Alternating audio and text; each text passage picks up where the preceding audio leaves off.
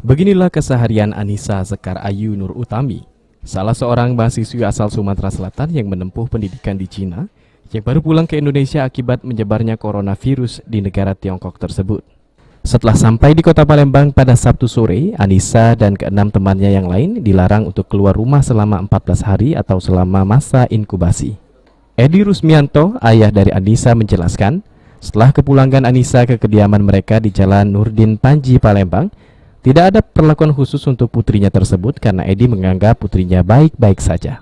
Meski demikian, ada pula kerabat dan kenalan yang menjaga jarak dengan putri Anissa setelah mereka mengetahui putrinya baru pulang dari negara Cina.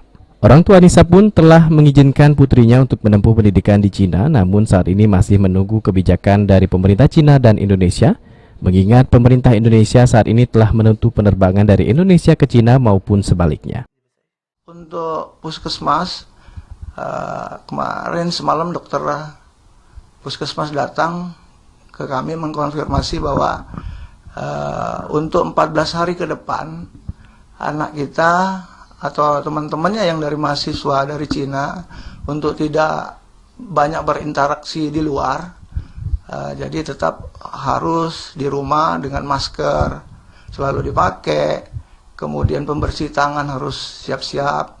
Terus setelah 14 hari kita dilihat secara berkala, tiap hari mungkin dari puskesmas akan menanyakan kepada kita atau dia datang ke rumah untuk mengecek anak kita. Bila setelah 14 hari ke depan tidak ada gejala-gejala demam, sesak napas, batuk-batuk, ya mungkin bisa berinteraksi lagi seperti biasa.